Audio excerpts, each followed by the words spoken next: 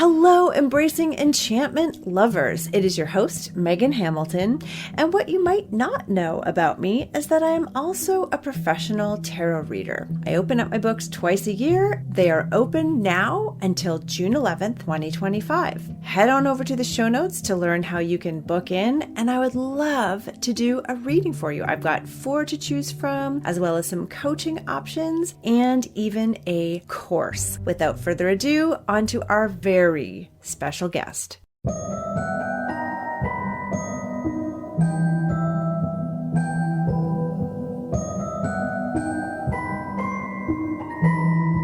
I'm Megan Hamilton, and this is the Embracing Enchantment podcast.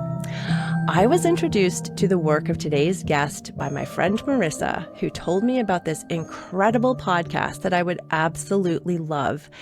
And boy, was she right. I'm guessing this is around 2019, and I have enjoyed so many incredible conversations, but have also learned so much about art within the world of witches, the history of witches through her incredible book, Waking the Witch, which we'll definitely talk about, and have felt such kinship and affinity while joining workshops she's created, like Witch Pictures, Feminine Magic and Transgression in Western Art. Please, I am so excited, like beyond excited. Please welcome our very special guest, Pam Grossman. Yay! Oh, that was a lovely intro. Thank you, Megan. I'm so happy to be here. Thank you for inviting me. Yes, well, it is truly my pleasure. Your work has been so instrumental in my forward trajectory, and I appreciate all that you've done and all of the things that you bring into the world. So it's truly a thrill to have you here. Thank you. Okay, so I'm going to pull a card, as I usually do, yes. And it's a general card for all of us and sort of will help to sort of maybe bring some themes to light. For those of you who are tuning in for the first time, my tarot reading style is generally uplifting and all towards the betterment of ourselves, even if tricky and sticky things come up, as they want to do sometimes with tarot. Tarot's like, yeah, that thing, you actually are going to have to take a look at that. But while I'm shuffling, you had a really magical experience recently where you got to create and cast a love spell for Jinx Monsoon's Carnegie Hall show. And I'm wondering if you can speak a little bit to what that experience felt like. Because I read the spell and I got full body chills as I was reading it. And I hope it's okay, I borrowed, and because I call in circle, and I borrowed some of your words, and it was quite something. Yeah. And then I wonder, so if you can speak to that experience, and then also I really want to know about that dress. Fabulous. Well, the Carnegie Hall experience was so incredible. Jinx Monsoon, for listeners who might not know, she's one of the most incredible drag queens and performers on earth. She's also become a Broadway star and just a real trailblazer in a lot of respects. And much to my delight, she has become a friend of mine, and she's been on the podcast a few times. I've been on her podcast, and we've gotten to know each other outside our respective shows too. She's just so fun, such an inspiration to me. And so when she invited me to participate in the show, I have to admit, at first I was so honored, but I was also like really overwhelmed, and I had some anxiety around it. And I believed that I was being called to do it for a reason. So like, I would say my high frequency was like, can I curse on this show? I should have. Oh yeah, please go for it. I cursed like a pirate. I was like, fuck yes. Like, clearly spirit is calling me to, express my magic, and what an honor that Jinx is inviting me to be part of her big night. But my like low frequency ego shit was nervous. I mean, it's really, really high pressure. So I was really excited and a little bit scared. But I believed that it would work out, and I just had to push through my anxiety. And I find in those situations, when I'm focusing more on spirit rather than myself, and focusing on being of service to spirit and being a channel for magic and trying to connect with the audience or with the world, then I can kind of get out of my own way, the path of bullshit and anxiety that sometimes comes up for me. Um, and doing the show itself was unbelievable. Just being at Carnegie Hall was incredible. I had my own dressing room. It was really, really Hmm. cool. And it just so happened to be on my birthday, which is Valentine's Oh Day. my goodness. Oh yeah, So, that's right. I know I read yeah. that somewhere. How special. Oh So my goodness. total stars aligning. And what happens to me in these situations is a lot of times the anticipation feels really intense, but once I'm Mm. doing it, just I click into another gear, and doing it felt amazing. I felt very aligned and in tune with the folks that were there, with Spirit, with Jinx, and it all flowed and felt really powerful and honestly really healing, because Mm. I mean, I don't have to go through and use the fire truck. New York City, baby. Yeah, that's good. I don't have to go through all the harshness that is happening in the country right now. But I will just highlight that, Mm. Jinx is, she's queer, she's transgender, her audience is very queer. And to be up there the same week that the president announced that he wanted to ban drag shows, Hmm. this anti-trans conversation is really coming to the fore. So to be able to offer some magic that very week and some healing to that community also felt like a real gift. And a real honor, something I was able to transfer. And it felt like the right moment for it. So yeah, one of the great honors of my life. Yeah, like the divine timing is quite, I don't know if you're feeling it lately, but I'm just, you know, um, so yes, divine timing. Of course, like you couldn't have planned that better. No, I mean, you could have if the underlying stuff wasn't happening, obviously, but if it is going to happen, to sort of have these moments of, oh yeah, Mm-hmm. Exactly. I'm going to be in this gigantic room with so many people aware of what's happening and be able to give a really strong message. Um, and it speaks a little bit to, one of the things that I've been noticing lately, and maybe you'll feel this as well, is I have had this strong sense that everything's going to work out. And also, and not like a Pollyanna, like, but, and many people that I've talked to have had that sense as well. And it's not a rational sense. It's not, it's just Mhm. like, and I have these moments where I go, okay, well, this doesn't really feel like it is going to work out. Like, so for example, when Biden stepped down and Kamala Harris stepped in, and it was that moment of hope, and you're like, okay, this might be the miracle that we've sort of been waiting for. And then things happen the way they did. But then things keep happening the way they do, and they look like they're going to be terrible. But then in sort of strange ways, they're actually changing the trajectory and giving opportunities for, enlightenment and bringing things to the surface. Have you noticed that as well, just in your daily going about?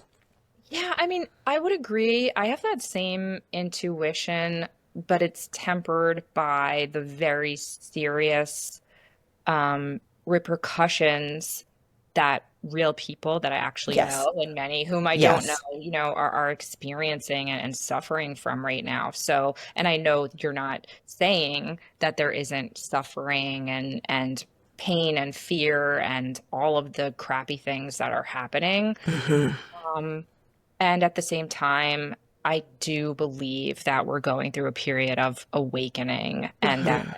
more and more people seem to be engaged and seem to be saying no to this path that it feels like this administration is trying to set us on. So I am also very hopeful. And I also know that we are co creators of the world. And Hmm.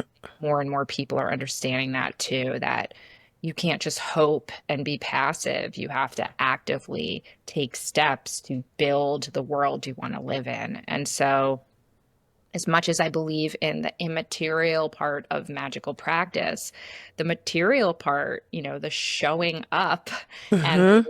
the phone calls Yep. and checking on your people and all of that is crucial. And it seems like more and more people are starting to grasp that too. Yes, and thank you for bringing up the other part of yes, people are suffering, and it's not, let's just magical thinking our way through this and ignore everything that's happening. Um, the opposite, I think, and making sure that those who are suffering as much as we can lend our support, but also that sort of through line of hopefulness that things can change and that we do have more power than perhaps we've been led to believe for Yes. centuries, maybe, Mhm. is what will sort of bring us through and carry us through. So thank you for the opportunity to sort of re-bring that up. And I just want to take a look at the cards now. Okay. And then Megan, I have to tell you about the dress. I haven't Oh, forgotten. yeah, please do. Oh, I'll just say quickly, Yeah. the dress was made by Normandy Sherwood. She's an unbelievable just theater maker. She's a director and a costume designer and a writer and all of this, our artistic director. And we got to design it together, and it was like the garment of my dreams. It It's was a real Valentine unbelievable. witch. There was lots of fringe, and it sort of looked like a little bit of a nod to Cupid with some arrows and wings, kind of. And it has hearts with eyes in it, which is, I love eyes. And Hmm. hearts are, of course, for Valentine's Day, and an image that I am attached to, lots of stars. And yeah, I just felt like a goddess in it. So I felt Oh, lucky. I love it. And if you haven't seen it, you need to go to Pam's.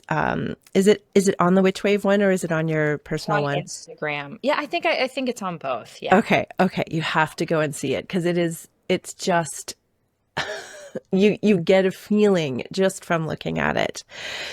Okay, so I want to talk about the cards because they both fell out, which was interesting. And Pam and I, are you okay if I bring this up? Yes. Okay, Pam and You I see my had body tensing. pardon? You see my body getting tense. I do, and I Raising. just want to reassure you so much. Okay, so Pam shared with me beforehand because I was talking about how I was going to ask her about her new book, which we'll talk about in a second, as I was going to pull a card. Because those of you who have listened before know that I usually pull a card at the beginning to sort of set a tone and bring up some themes. And we talked about it a little bit. And so Pam brought up that she has some anxiety around pulling cards. Is that a fair thing to Typically, say? it was tarot. Hmm. Oracle decks, depending on the deck. There are some I feel a lot more comfortable with. Tarot, because it can tell you what is what. And there are some cards in there. I know there's no bad cards, but there's some Hmm. cards in there that when they show up, it's like, fuck. Hmm. Trying to really protect the energy around the book. And so, yeah, I kind of like didn't want to hear if you had some pointy cards for me, but just around the book, yeah. Okay. And so we'll be very clear that these cards are not about the book, like at all. But what's Unless they're amazing cards. No, I trust you. I trust you. um, but it's interesting what fell out.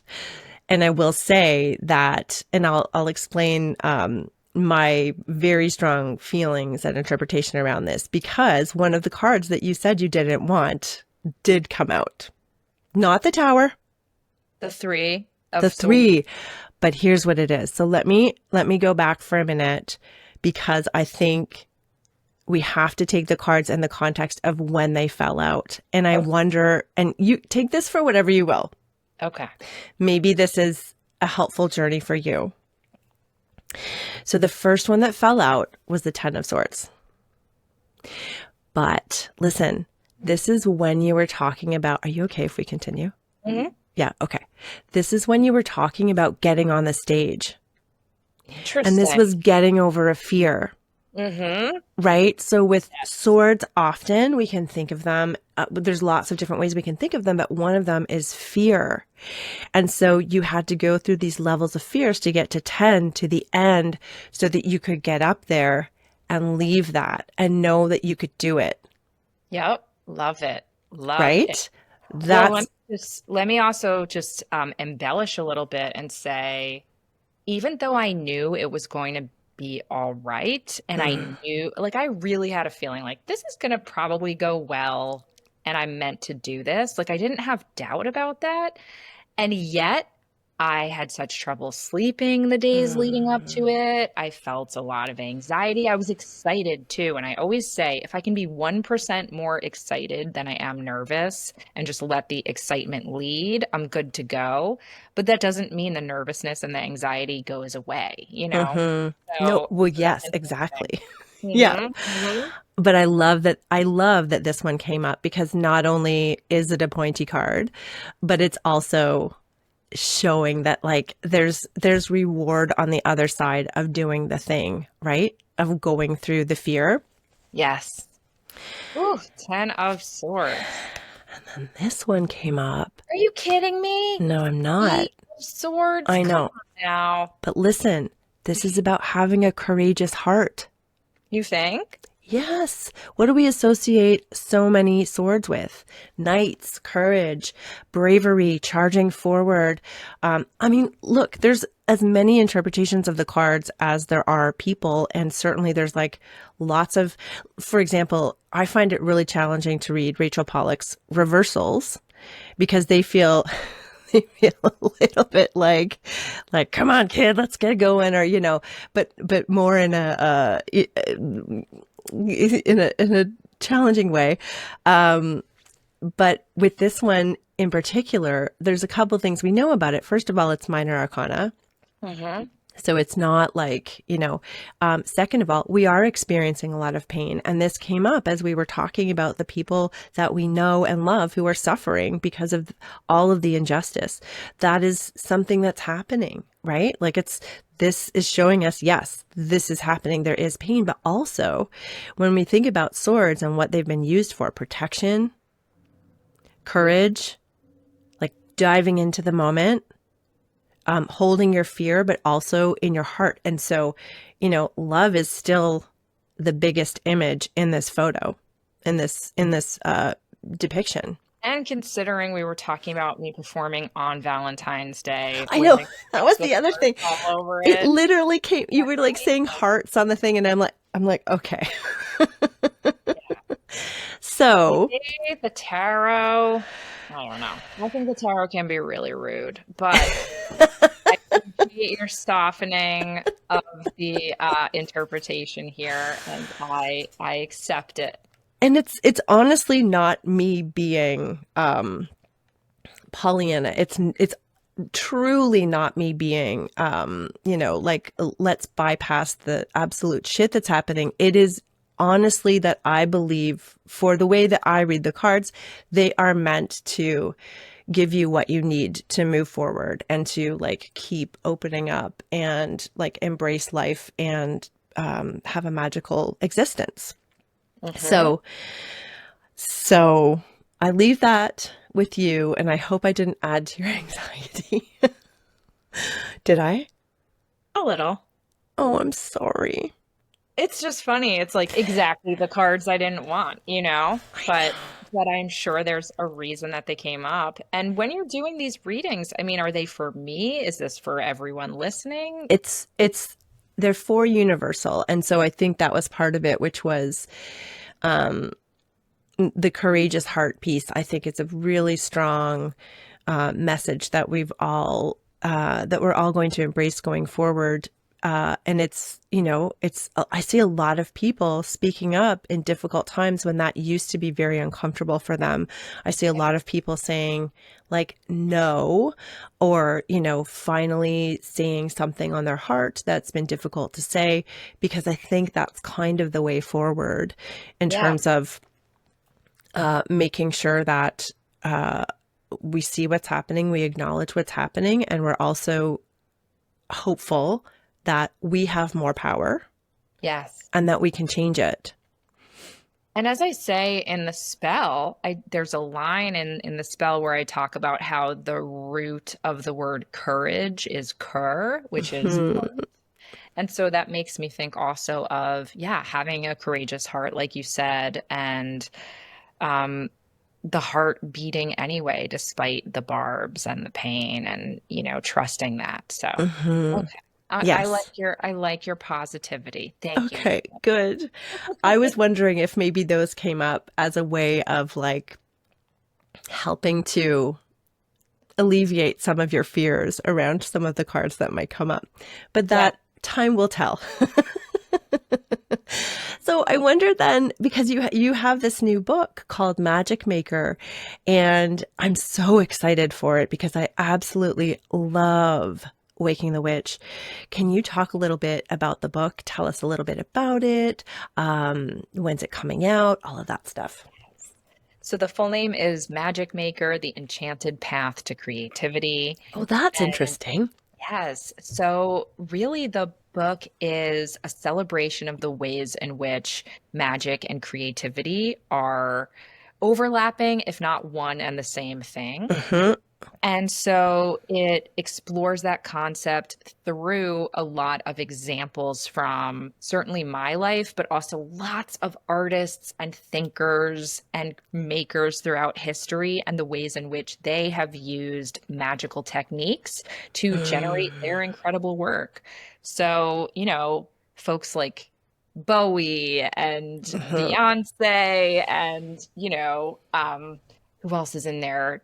Paul McCartney. I mean, the list is really long, and it really just highlights all of these different methods, whether it's divination or paying attention to your dreams or casting a magic circle, all these different techniques that creative folks have used over time that have helped them really tap into spirit and channel spirit into their work. Oh my God. Like the best.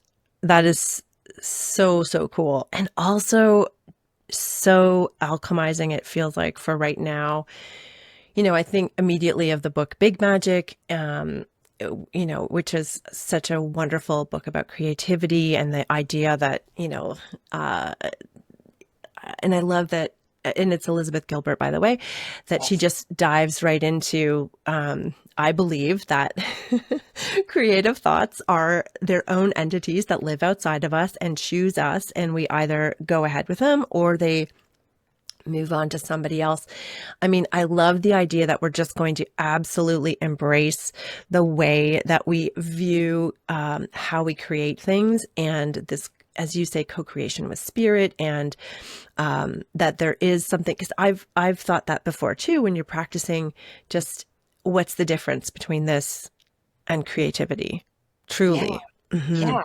And it's really liberating when Mm. you realize that creativity is not just something that comes from your own ego. And in fact, your Yes. own ego can get in the way. Um, Not Yes. to say that I think we need to like obliterate our ego. Our ego is important. Our ego is the thing that even probably gives us a desire to make things and want to be seen, to some extent.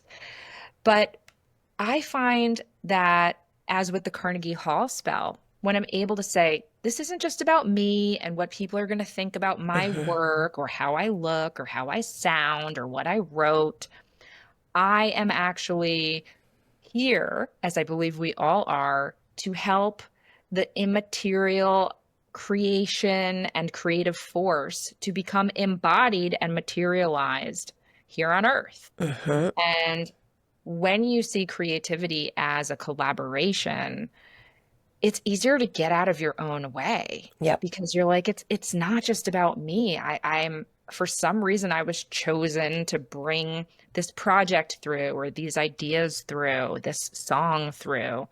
And it really helps you surrender to that process and trust Mm. it. I love that word, surrender.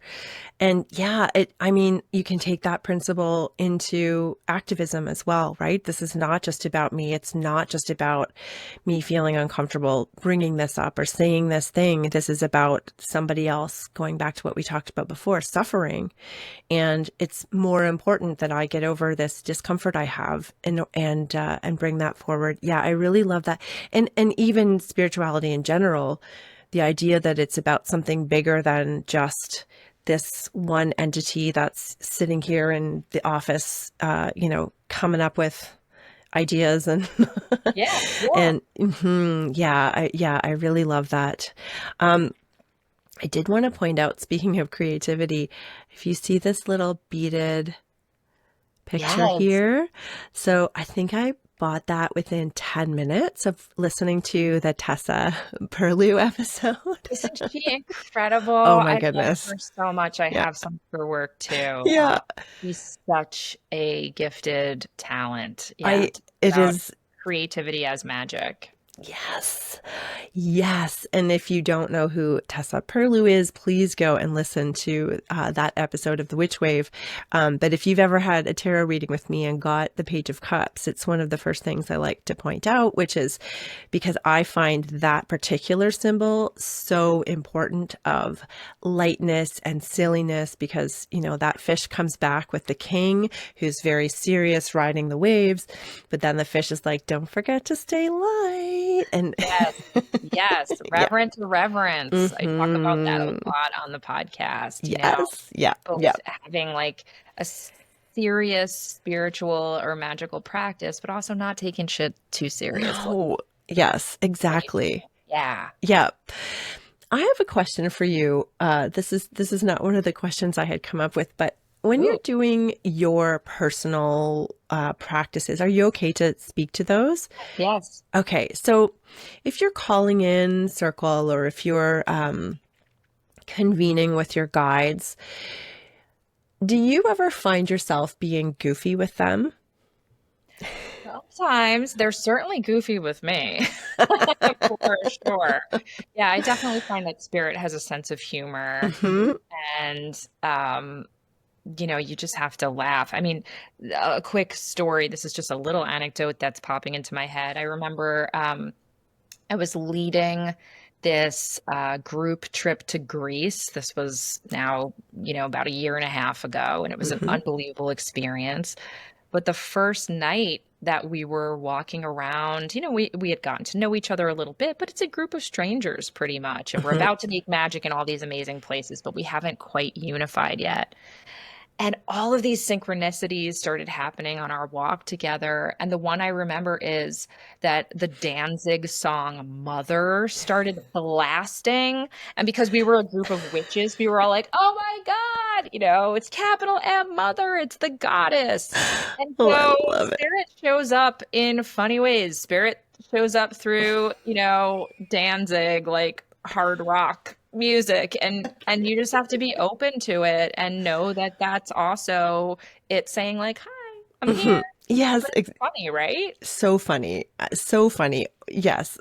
This is not the first time that Danzig has come up on the podcast. Get out of here. Wow, I rarely think about Danzig, so that's really, really funny. Oh, I had Cult Mother on. Do you know Hannah Joy Graves? I don't. Oh my goodness, you would love her. She's very into tarot, so take your time or whatever. But she has a giant Danzig tattoo across her midriff, and that came up as we were talking about things. So I don't know, Danzig. So Everybody, go make a funny. playlist. Why does Danzig want to be here in this magic circle? We'll have to do I some interrogation. Yeah, I think it's the punk rock element. I think it's the like. I don't want to pay attention to the shoulds and the traditional ways that have been, and the ways that keep everybody oppressed. It's, what are we going to do to get out of this? And punk rock is, was such a huge, fuck you to the system, and Yes. continues to be, and was always really misinterpreted in mainstream media in terms of like satanic, and, and Sure. perhaps, there were lots of people into satanic practices, but also, it's arguable whether that's a bad thing. And right? I mean, there's lots of, anyway, whatever. I'm thinking back to high school of, Yeah, there's a lot to say on that, but that would diverge us a bit. yeah. I would say I love making playlists, and that's Hmm. actually one of my favorite ways to prepare for ritual or to get in the zone. And sometimes I put on typical witchy music, but a lot of times it is like, I mean, like a Danzig, for example, or I know I keep bringing up Bjork. She is one of my Ugh. matron saints, but Mm-hmm. there's a song by her called Pluto, and it's one of her like Mm. hardest songs. It just like goes really, really hard, like club banger, Mm-hmm. intense, almost industrial song. And the lyrics to it are something like, I'm gonna mess it up now because I'm on the spot, but something like, excuse me while I explode. I have to explode this body off me. Yeah. And I'm a little bit tired, but brand new. And it's just such a song about shedding your skin and, bursting out of the chrysalis and evolving into something new. And it's really throbbing and intense. And to me, it's one of the most magical alchemical songs there is. Mm-hmm. All right. Then we're going to make some new playlists with Yes. Bjork and Danzig because they want to come through right now, clearly. Absolutely. How fun. Um, can we talk a little bit for those who are beginning to get interested in spirituality, tarot, witchcraft? And this is just a low lob, just kidding. What does being a witch mean to you? And how did you start your journey toward this incredible body of work that you've created? Oh my goodness. So I'm getting tense again. And it's not because you're asking me anything wrong. It's the question that, of course, people want to ask me. And I have so much to say about it that I get overwhelmed. And I'm like, that's why I had to write a whole book about it. Yeah, well, I know. First of all, read the book. It's not a bad question. It's my own. I think I have that reaction because I care so much about this topic. Mm-hmm. And it's so hard to like sum it up in a little soundbite. And even though I have been talking about this, Waking the Witch came out in 2019, and I've been talking about being a witch for a lot longer than that. You would think I would have this beautiful answer that just tumbles from my tongue. Today I'll just trust the words that come. And what's coming to me now is that being a witch and claiming that for myself has helped me to claim my power and to claim the fact that I am divine. And while people of any gender can be witches and are witches, it's definitely an archetype that's associated with the feminine. Mm-hmm. And the discarded parts of the feminine, or the parts of the feminine that are considered threatening by those who would prefer that feminine power remains dormant or silenced or oppressed. Mm-hmm. And so calling myself a witch has been a real act of stepping into my own agency and complexity. How's that? I love that. I love that.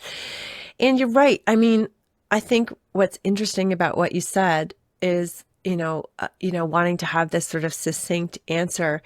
And that to me also is something that we might just have to get rid of going forward. Like, it's not, you're not a product. This is not a marketing moment. This is, your life. And so, having, maybe you never will have a quick haiku type of a answer for that, and that's important because it allows for questions. It allows for more opportunity for conversation, for other people to lean in and say, I'm really interested about that. Could you tell me a little bit more? Like, tell me about high school, or tell me, and certainly, you definitely get into that in the book, in the Waking the Witch book. But I very much value the idea that owning the title of witch is transformational and definitely a step along the path of agency. Not everybody has to call themselves a witch, certainly, but even, the fact that we can, and actually this is a great tie-in. I'm going to read a passage from the book, if that's okay with you. That'd be lovely. Thank you. And I remember when I had it, like I was lying on the couch with my pencil, and like it's just annotated all the way through. But this part has always really stuck out for me, and it'll lead into another question. But the very fact that so many of us can now joyfully speak the witch's name aloud is a glorious thing. But we must remember the many thousands of people who have had their lives threatened or taken in her name as well. And this continues around the world to this day. To call oneself a witch with pride, whether ironically or with full-throated sincerity, is a marker of great privilege. Though it's never an entirely safe thing to do, those of us who use this moniker in public are very fortunate to feel able to take the risk. And it reminds me of the episode you did with Saran Jones. Yes. Which I love her. And I was so excited to listen. Like, it was one of those ones you have to save to so that you'll be uninterrupted and listen all the way through. Because you also got to work together, and there's so much fun around that. And please go and listen to that episode. But one of the things that came up that I think is incredibly important was that during the times of persecution, and again, there is still persecution. There are places around the world where it is definitely not safe to call yourself a witch, and perhaps people don't, but there are witch hunts, right? Country, yeah. Yes. Very religious, conservative contexts. Absolutely. Yes, absolutely. And probably even more so in the coming months. I know. But when we think of, let's say, the witch hunts in Scotland or the witch trials at Salem, as you brought up in that episode, and this is so important, those people did not call themselves witches. Correct. And I wonder if you can, because some people, this might be a new concept to folks, because we've seen the t-shirts like "We are the daughters of the witches you couldn't burn." We've seen, and while that is it is so powerful, those folks did not call themselves witches. Right. It's historically inaccurate. Yeah. Which doesn't mean that they weren't perhaps practicing some form of folk magic, as many people do, and in probably all of our ancestral lines, if we go back far enough, there's folk magic and nature magic and all of this stuff. But to be clear, those who were accused of being witches and, those who were killed for being witches would never have called themselves witches. This very much was a word that other people, it's a negative epithet. Other people call anyone who is deemed a threat, who's an outsider. Most of the people who were accused of being witches were women. There were certainly men as well. There were animals, Yeah. And this was for a lot of different reasons, but there is this kind of retelling of the story of witch trials that, these were magical women, and the magic was such a threat to the church, and that's why the church wanted to snuff out that flame. And it's like, no, it's not that simple. A lot of the people who were accused and tortured and killed, were older women. Some of them were poor. Some of them were mentally ill. Some of them were rich, but they were widows and had land that other people wanted. There's many, many reasons. Anyone unlikable, anyone who was scapegoated. So it's a word of persecution.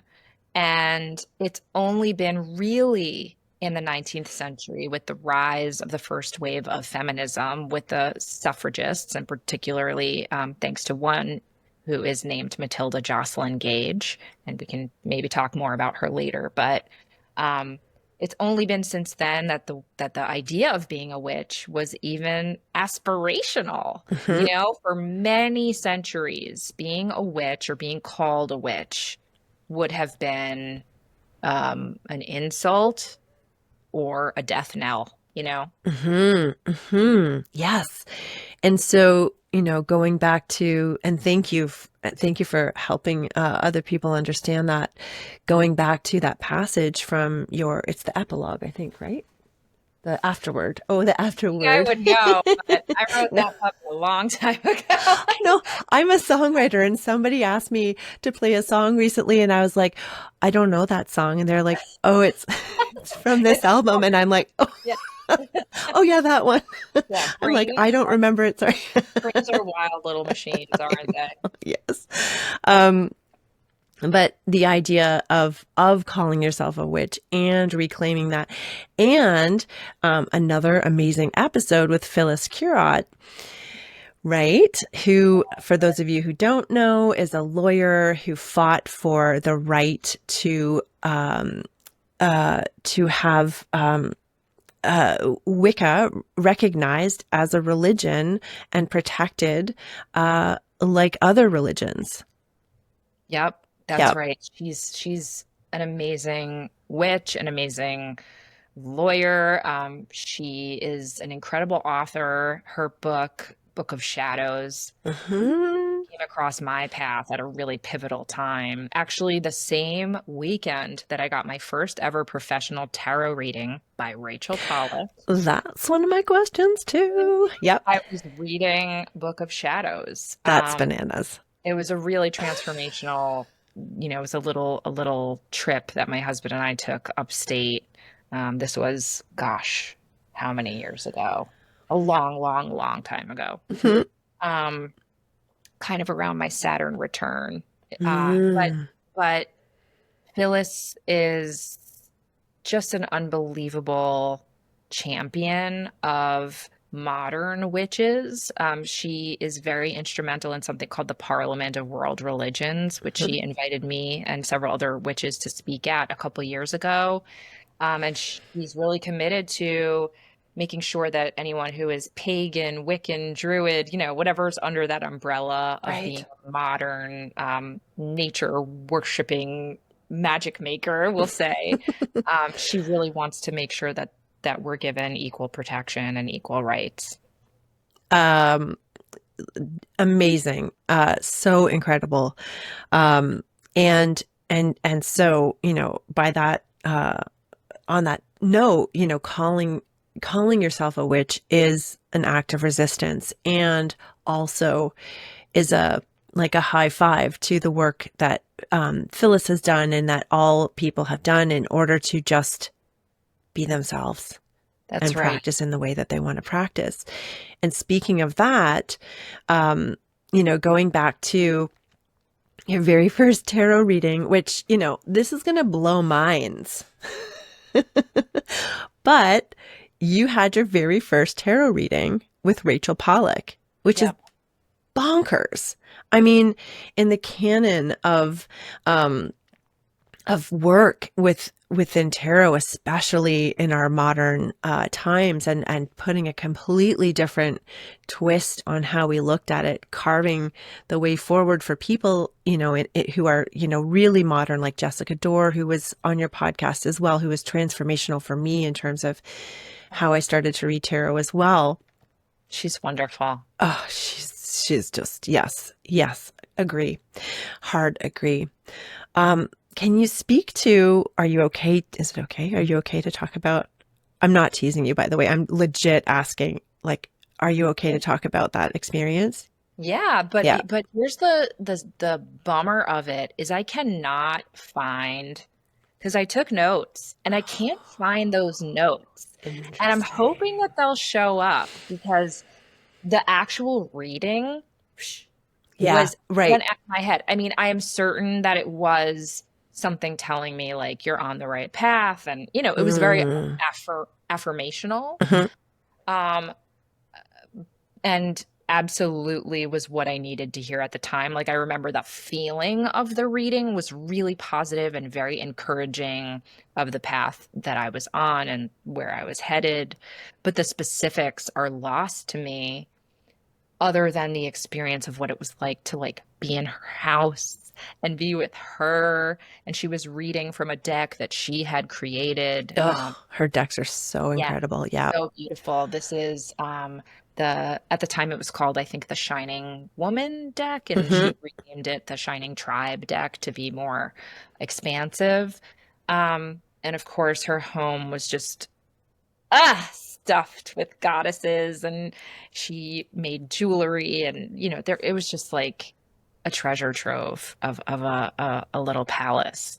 Um, and Rachel's someone who, since then I got to talk to and work with just a handful of times. We have some mutual friends in common. She came and spoke at the Occult Humanities Conference, which is a Mhm. conference I co-organize with my dear friend Jessie Bransford every other year at NYU. And I got to interview her on my podcast, and it's one of my favorite interviews. Mhm. Um, and as listeners may know, she sadly passed away recently.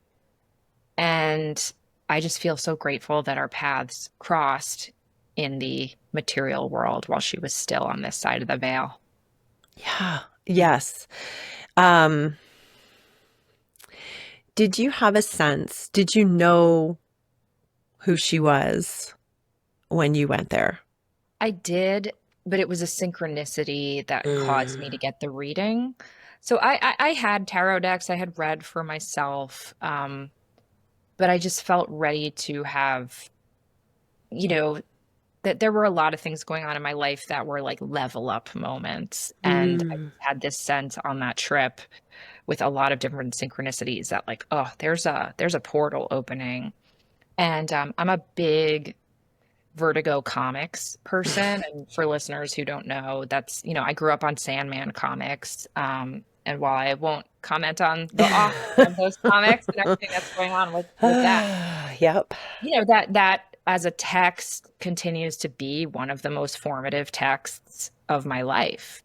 And Rachel was very involved in Vertigo comics. She also wrote comics. She arguably invented the first transgender superhero.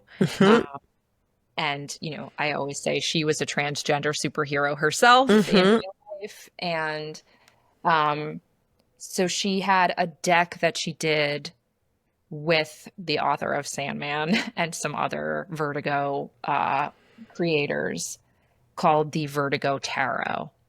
And so I still have this tarot, and it was basically like a deck that all the cards were different characters from different Vertigo comics, including Sandman. And she wrote the book on it and she advised on it. So that was the first time I had ever encountered her name. So when I was on this trip upstate with my then boyfriend, now husband, um, I was flipping through a local magazine, and I saw a little ad, just like, in the back of the magazine, just Oh my like tarot goodness. readings, Rachel Pollack. And I was Imagine. like, wait a second, I know that name.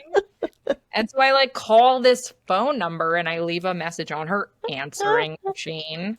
And she, called me back and we scheduled the appointment, and it was incredible, and it felt like another synchronicity that this person whose name I had only known through the world of comics and tarot was real, and PS was like 15 minutes away from where we were staying. Yeah, that 100% feels like divine intervention. Like that was definitely meant to be. How magical and how like absolutely formative, to have that be part of your processes of coming up is just so like it's the best. Um, and here's my next question. Back to Jinx Monsoon and drag queens and trans folks in general, one of the things that you speak to often is that all folks are included in witchcraft, including trans folks, which, we won't get too far into that, but not everybody, unfortunately, feels the same way. And as we enter unprecedented times, what are some of the practices within spellwork and witchcraft that we can do to help elevate our trans friends and make sure that they're protected? I mean, aside from, as we spoke to earlier, the action involved, right? The getting out there, the making the phone calls, the literal, like, bodies of protection around people. Can you speak to some of the ways that you might use magic to help elevate these material actions? I mean, I think A number of answers are coming to my mind. The first is, of course, just being really mindful of the language that we use. Hmm. I still think it's fine to use words like goddess and god, and there are certain deities who are goddesses and gods, and that is absolutely fine. Um, but I don't believe in like that the divine feminine comes from the uterus. Like, I don't Right. believe that Hmm. gender essentialism is something that I think people do without realizing it, where they just assume that our biology is tied to our um how we conceive of these different energies. And in fact, I do believe there is sacredness in our bodies, and we should all feel welcome to honor our own bodies. But I don't believe that feminine energy has to be in a female Hmm. body. I Yeah. think when same with masculine energy. And in fact, I believe that gender is a spectrum and energy is a spectrum. And Mm. so I've just been trying to be more mindful in my language. So, for example, the spell that I cast at Carnegie, um, yes, I use the word goddess, but I interchanged it with great spirit. Um, in the spell, I think I call her like, I think I say great goddess of infinite names and myriad genders, Yep. or Hmm. myriad names and infinite genders, something Hmm. like that. So yeah, just being really mindful about the language that we use is a simple way. Not simple, it doesn't come simply to everybody, but it's a clear way. I also think the most protective thing that we can do for any community is just to make sure that they are humanized and centered. And so it's not those people over there. Like, these are my friends, these are my Hmm. colleagues. And I know there's probably some people listening who maybe don't know any transgender people personally. They probably do, they just don't know it yet. Right. Um, Yep.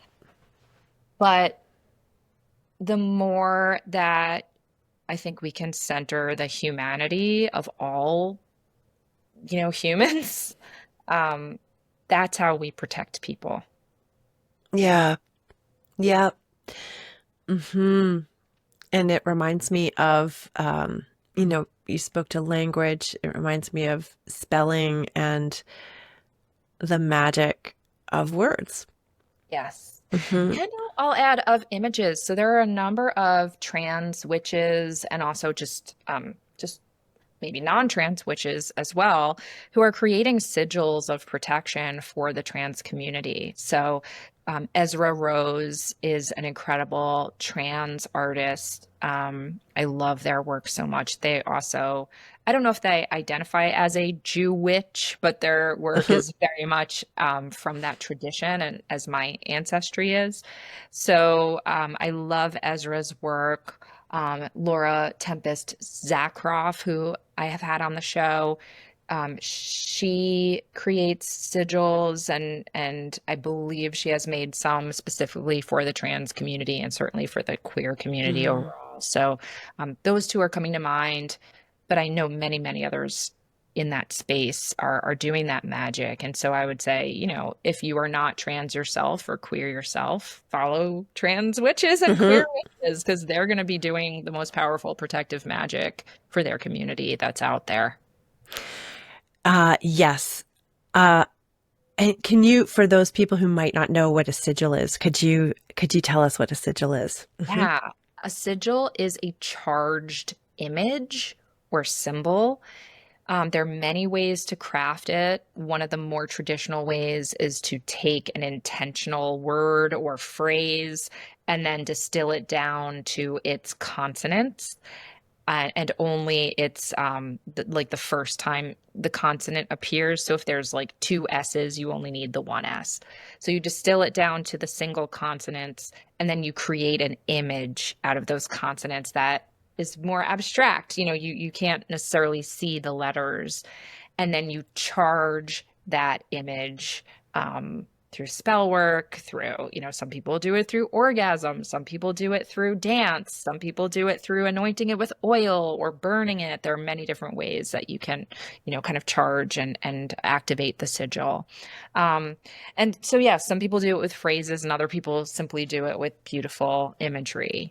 But it's a really powerful method, and you can draw it, you can carve it into a candle. Some people have sigil tattoos, and it's a beautiful artistic method of casting a spell. Yes. Oh yeah. Yes, I love, I don't do it very often, but the few times that I've sat down sort of to intentionally create a sigil, you just sort of feel something happening as you're doing it, right? Like as we talked about earlier, convening with everything that's outside of this material body. Okay. So, I've enjoyed talking to you so much, and I probably could talk to you for hours more, but, but I'm very grateful for the time that I have with you. And as we close out, I'm wondering, what are some of the ways going forward that we can keep creating community and care through our spiritual practices in our own cities and towns? So, I mean, I think that you work with a coven, and there's lots of workshops that you do for folks who are not, I mean, the internet's great for stuff like this, but if you are wanting to gather in your community and you don't know where to begin, what would be something that you could do? Yeah. I mean, as you said, like doing any kind of covening or convening digitally is becoming much more widely utilized. So I have a Patreon, which is, I think it's patreon.com/witchwave. I should know that, shouldn't I? Which is, my community Put it in the where show notes. people can sign up, and I do monthly rituals for all the members. And then there are some other ways that they can connect to each other. But I'm one of many, many, many people who have online covens. And there are a lot of teachers now, and of course there's varying degrees of quality there, but if you do your research and you find a teacher of witchcraft, often their classes become study groups or become covens or, online communities. So that's another way. I always recommend go to your local witch shop. There probably is one, even if it doesn't call itself a witch shop. It might be a crystal shop or a healing shop. It might have a moon circle. There's a lot of different, not euphemisms, but, sometimes people aren't overtly witchy, and yet you're like, wait, you meet every month on the full moon? Yeah, weird. So, yeah, go to your local alternative healing shop, witch shop, occult bookshop, and just don't be shy. Just ask, like, hey, is there a reading group, a study group? Are there workshops? Is there a circle?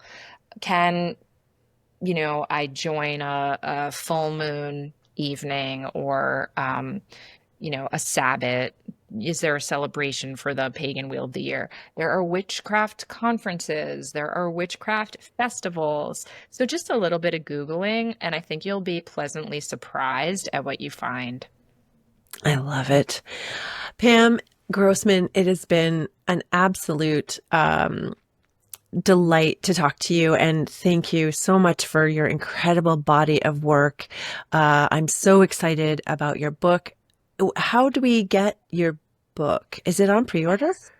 It is on pre-order. I haven't officially announced it because we're still waiting for the cover. And so I'm told, like, Okay. wait until the cover and then tell everyone. But actually, it's already available for pre-order. It's Okay. called Magic Maker. It comes out on October 14th. Pre-orders make when it comes out. such a huge difference, though. So, Mhm. yeah, if you are inclined to order it now and you see that it doesn't have the cover image, the cover is coming. But if you pre-order it now, it will arrive. And I always like to encourage people to order through bookshop.org or their local shop. But of course, you can get it all the ways. Love it. Thank you so much for being here today. And we'll be sure to go and pre-order the book because, as we've talked about many times before in this podcast, that is such an incredible way to support people. Make sure that you're subscribed to the Witch Wave. It is, how many episodes are you in? 150? We're coming up on 150. Yeah. Yeah. And that you started it in 2017. That's right. That's right. And they're long, juicy episodes. They're So juicy. they're bi-weekly. Yep. And we take summers off so I can recharge a little bit. And if you want to hear from me every week, I do bonus episodes and mini-sodes via Patreon. I also have a YouTube channel where we're starting to put up the video portion of the interviews, and that's at Phantasmophile, as is my Instagram. And then you can find the Witch Wave Instagram at WitchWavePod as well. I love it. And I will be sure to link to all of these wonderful areas of the internet that you can find Pam and her work. And you can find all of the information and takeaways from today's episode in the show notes or at embracingenchantment.com. Subscribe and follow wherever you get your podcasts, and we'd love for you to leave a review. You could also leave a voice note at embracingenchantment.com, and we might feature it in a future episode. I love getting the voice notes. I do too. Isn't it the best? It's so fun. It's so nice. You can find out more about Pam Grossman and where to follow her in the show notes, and I'll put lots of links. You're going to want to make sure you're subscribed because we have some exciting episodes coming up about mediumship and scrying, and you can catch up on previous episodes where we talk about mundane magic, human design, tarot, astrology, and so much more. Until then, here's to building an enchanted life. Thank you so much, Pam. Thank you, Megan. This was such a pleasure. Yay!